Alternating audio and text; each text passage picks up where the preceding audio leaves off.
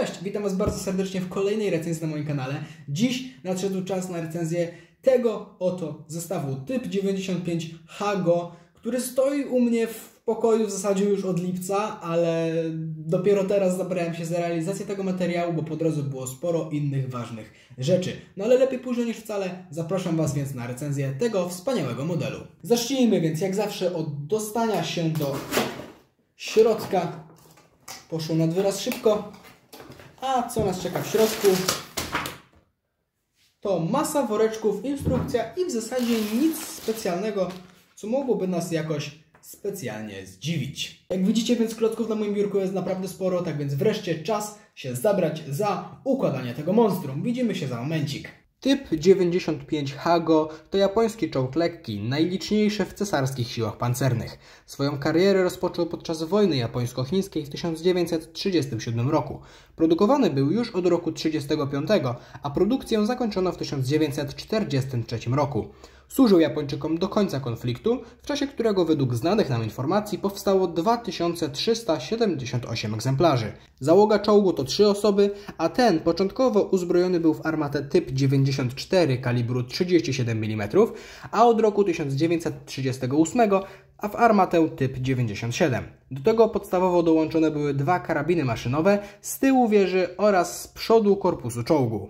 A więc, moi drodzy, jestem już z powrotem. Omówienie tego zestawu rozpocznijmy od tabliczki, na której widnieje nazwa tego pojazdu w języku japońskim oraz angielskim i informacja na temat skali. W prawym górnym rogu ekranu widzicie taką wysepkę z wbitą w piasek flagą Japonii oraz figurkę japońskiego czołgisty, który dzierży w dłoni lornetkę, ma na sobie białe rękawiczki, mundur czołgisty oraz klasyczny hełm czołgisty. Wyraz twarzy naprawdę wyszedł tutaj ciekawie. Czuć po tej figurce, że przedstawia ona kogoś z Azji, z Dalekiego Wschodu. Naprawdę wyszła fajnie. Mundur jest bardzo prosty, w klasycznym japońskim stylu. Nadruki również zostały umieszczone z tyłu figurki, co też według mnie warto wspomnieć. Jest to pierwsza tego typu figurka w mundurze któregoś z państw azjatyckich, w tym wypadku padło na Japonię.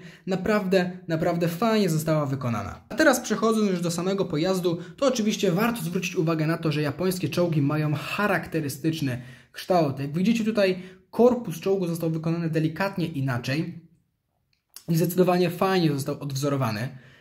Z przodu pojazdu widzimy 2 włazy, które zostały w naprawdę świetny sposób nadrukowane oraz ten charakterystyczny, kulisty kształt został tutaj wykonany naprawdę dobrze. Warto zwrócić uwagę na to, że błotniki, które tutaj widzimy, są trochę kruchliwe, w szczególności ten, w którym znajduje się rura wydechowa. Naprawdę nie trzeba wiele wysiłku, aby coś tutaj pękło i bardzo łatwo to wypada, dlatego warto być przy tym modelu w tym miejscu ostrożnym.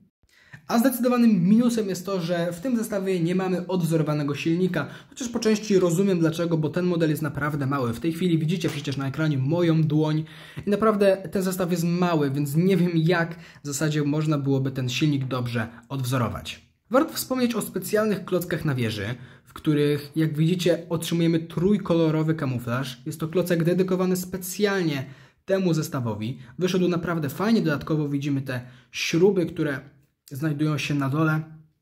Naprawdę zostało to zrobione dobrze i warto firmę pochwalić za tak fajne posunięcie.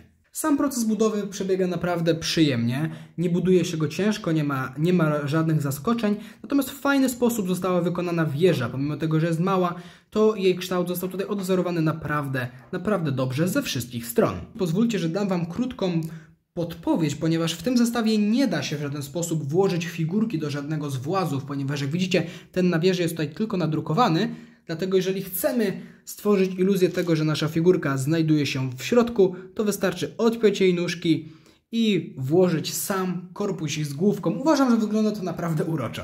Natomiast, moi drodzy, przechodząc do ceny tego modelu, to w oryginale musimy za niego zapłacić 160 zł, natomiast w tej chwili na Kobi jest promocja, przez co możemy go nabyć za 147 zł. I powiem Wam, że naprawdę opłaca się go kupić. Jest to pierwszy i póki co jedyny czołg z frontu pacyficznego i ja uważam, że wyszedł naprawdę ślicznie i uroczo. Skala 1:35 naprawdę pasuje temu pojazdowi i w zasadzie nie ma się tak naprawdę do czego w tym modelu przyczepić. Kamuflaż został zrobiony naprawdę dobrze. Tak więc podsumowując, cena 160 zł, nawet nie licząc tej obecnej promocji, jest naprawdę uczciwa i uważam, że każdy, kto interesuje się II wojną światową, a tym bardziej frontem pacyficznym, powinien sobie ten model zakupić. Moi drodzy, klasycznie jestem ciekaw Waszej opinii na temat tego modelu. Czy kupiliście go, czy zamierzacie go kupić, czy może jednak nie? A jeżeli nie, to dlaczego? Czy po prostu nie interesuje Was front pacyficzny, czy może jest ku temu jakiś inny powód? Ja jestem z tego modelu naprawdę szczerze zadowolony i bardzo mi się podoba. Na pewno znajdzie świetne miejsce na moim regale. A Was proszę o komentarze. Pochwalcie się, zapraszam Was serdecznie do dyskusji. Dzięki za oglądanie i do zobaczenia w kolejnym filmie. Cześć i pa pa!